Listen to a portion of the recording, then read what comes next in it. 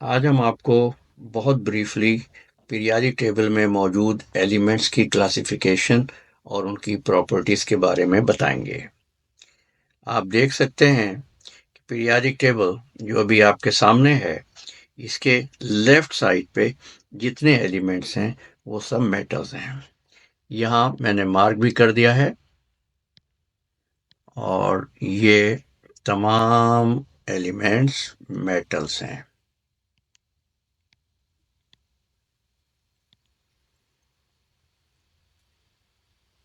So elements are found on the left side of the periodic table. Hydrogen जो है ये सिर्फ non metal है, यानी गैस है, बाकी तमाम के तमाम मेटल्स हैं। और ये दरमियान में जहां मैं रेड कलर से लाइन बना रहा हूं, ये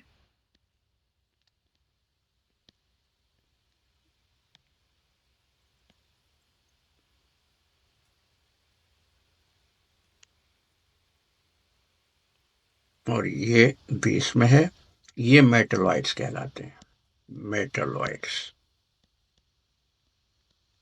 और हर एलिमेंट, ये ऑल एलिमेंट जो सीधे हाथ पर हैं, ये सब के सब नॉन मेटल्स हैं।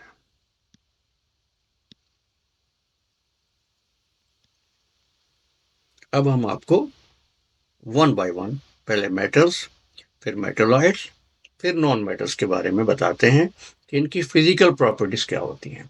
केमिकल प्रॉपर्टीज तो इनकी मुख्तलिफ होती हैं। Properties of metals, non metals and metalloids. सबसे पहले हम लेते हैं मेटल्स। तमाम मेटल्स हार्ड होती हैं, सख्त होती हैं। इसकी वजह से इनका मेल्टिंग पॉइंट भी हाई होता है। तमाम मेटल्स शाइनी होती हैं, इनका लस्टर होता है। तमाम मेटल्स मेलिएबल्स होती हैं, अलावा मरकरी के। मेलिएबल्स का मतलब यह है कि अगर आप इन पर किसी हथौड़ी से चोट लगाएं तो इनसे थिन शीट्स या प्लेट्स बन सकती हैं। ये प्रॉपर्टी कहलाती है मेलिएबिलिटी और प्लेट्स। डक्टाइल, डक्टाइल का मतलब क्या है?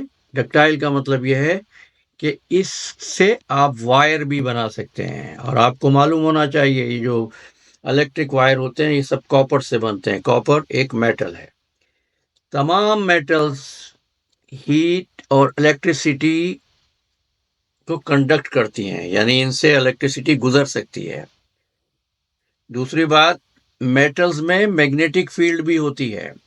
लेकिन खास बात यहां आपको जानना जरूरी है, आयरन, निकल और कोबाल्ट, ये तीन एलिमेंट हैं जिनको मैग्नेट अपनी तरफ अट्रैक्ट कर लेता है। और दूसरी बात जो आपको मालूम होनी चाहिए कि मेटल्स रूम टेम्परेचर पर तमाम की तमाम ठोस होती हैं, सॉलिड होती हैं। सिर्फ मरकरी है, Hg, जो रूम टेम्परेचर पर लिक्विड हालत में पाया जाता है। ये हो गई मेटल्स की प्रॉपर्टीज। अब हम बात करेंगे मेटलॉइड्स की प्रॉपर्टीज की। मेटल्स और नॉन मेटल्स के दरमियान में बॉर्डर पर एक ज़िगज़ैग लाइंस पर पाए जाते हैं। ये वो एलिमेंट होते हैं जिनके अंदर कुछ खसूसियात मेटल्स की होती हैं, कुछ खसूसियात नॉन मेटल्स की होती हैं, और ये सॉलिड होते हैं। सिलिकॉन मोस्ट कॉमनली यूज किया जाने वाला मेटलॉइड्स है। दूसरा मेटलॉइड जो यूज करते हैं वो जर्मेनियम है, Ge। और जर्मेनियम यूज होता है ट्रांजिस्टर में, और इनकी इलेक्ट्रिसिटी को कंडक्ट करने की जो एबिलिटी है वो वेरी करती है from one metalloid to others. अब हम बात करेंगे properties of non metals.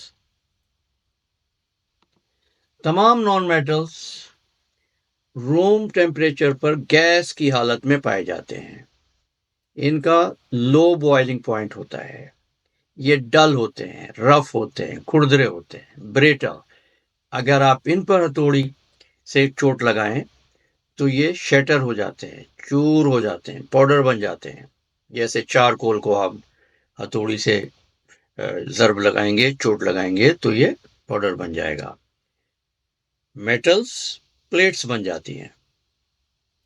Non metals की डेंसिटी कम होती है, लो होती है, और नॉन मेटल्स पुअर कंडक्टर्स होते हैं हीट के लिए और इलेक्ट्रिसिटी के लिए।